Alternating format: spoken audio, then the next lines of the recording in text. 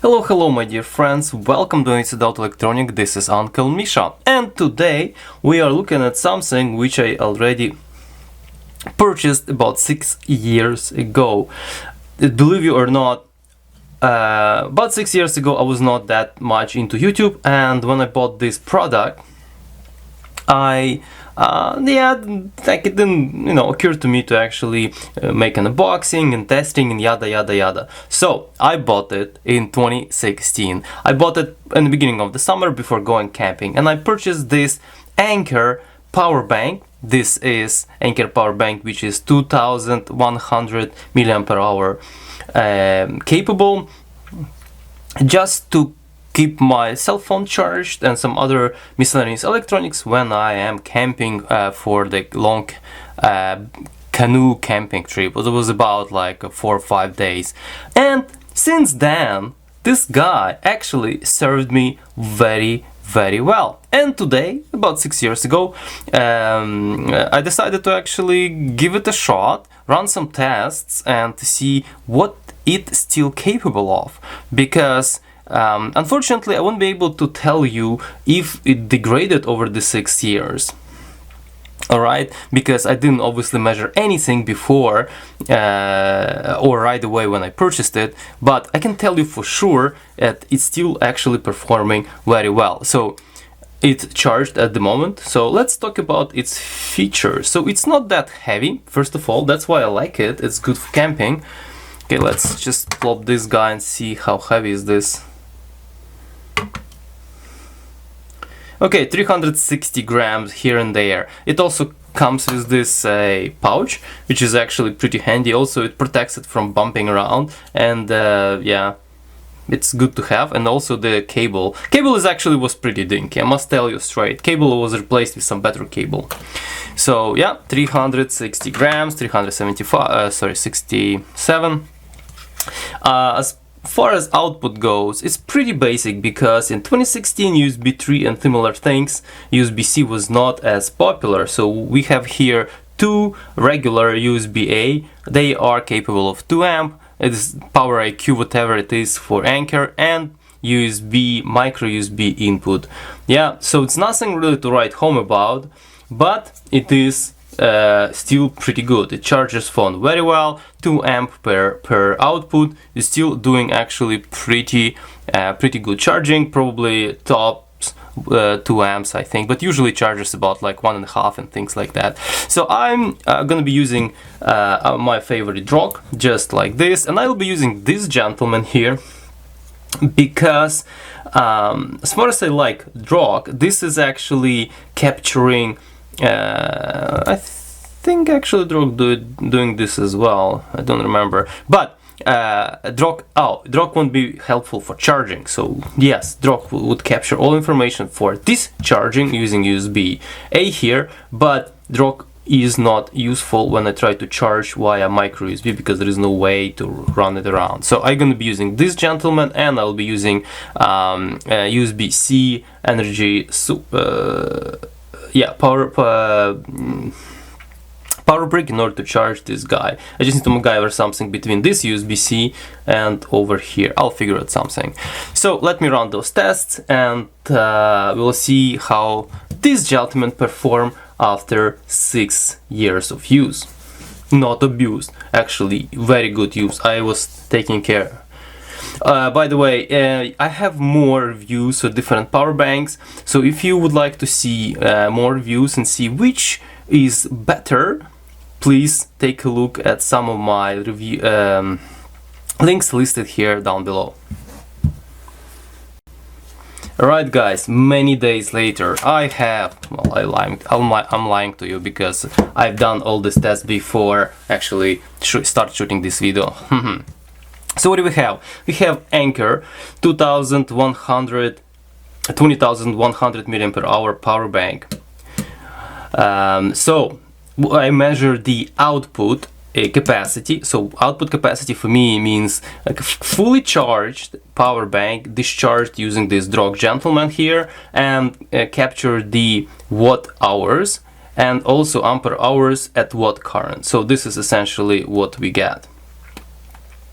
and obviously the discharge voltage is varying right here.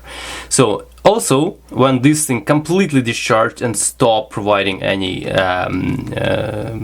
energy, I charged it and I captured this, and here what we got. We get 59 watt hours for discharge. It took about 11 hours, I think, to discharge it, and we got 87,023.23 watt hours to charge it. So which is essentially 16.9 ampere hours at, again, whatever varying voltage. So, and what we have in the result, so this guy has 74,000 watt hour capacity at 3.7 volt, 20,100 ampere, it has to be milliampere hours, or we put dot here. Okay, that's gonna be better, so no one would complain. So this number, essentially, this is true capacity or advertised capacity of the battery inside, right? I never actually opened this guy, obviously. I don't know what's inside, but 74, let's say, watt hours. That's what's supposed to go. So this number falls directly in between those two numbers. Obviously, when you try to charge it, it's going to be losses, it's going to be voltage conversion. Forget about voltage conversion. It's going to be losses in charging circuitry. So instead of 74, obviously you're gonna push more because it's gonna be losses.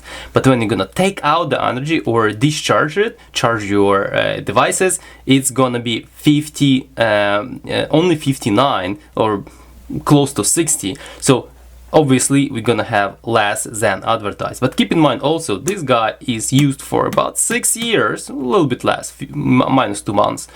So capacity of the lithium battery obviously gonna be degraded. Unfortunately, as I mentioned before, I won't be able to compare with brand new guy like that, because yeah, I was not smart enough to actually capture all this, and I actually didn't have all this gear.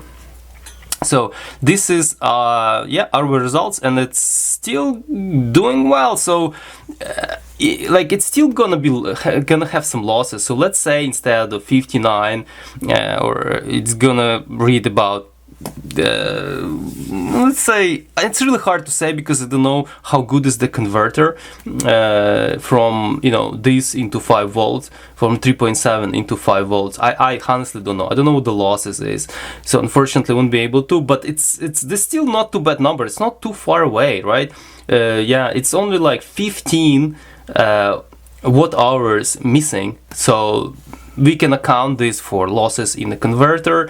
Also, that could be also part of a lithium battery degradation for about 6 years. So it's actually pretty good.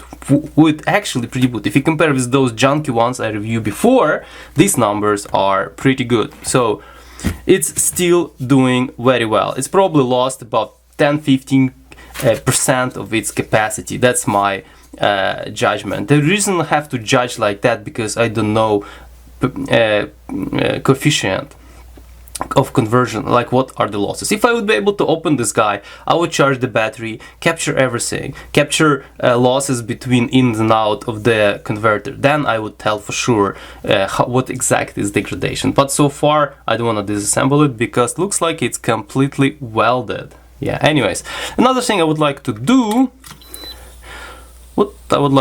is actually see what's the current this thing can handle. But I'm telling you, it's actually doing well. I think 2 amp is gonna be very, very easy. So we're already at 2 amps. Okay.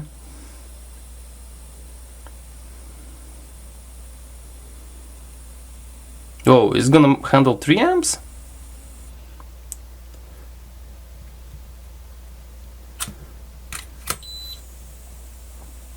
I think it's very close to 3 amps. I'm not sure how long this thing can sustain 3 amp kind of load. Let's do quickly 2.5.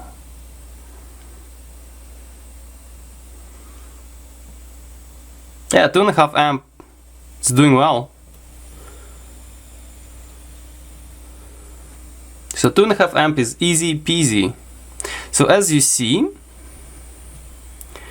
our Anker friend here is still going strong, and even at the time, about 6 years ago, it was really capable power bank. So I think this is, if you can get this used, if it's not bashed and banged, you can actually buy it used. People may say, oh, it's too big, it's not nice, it doesn't have a nice screen here, you know, it's only like, you know, no USB-C. Yeah, buy it for like $5 or $10. That's gonna be good investment of your money.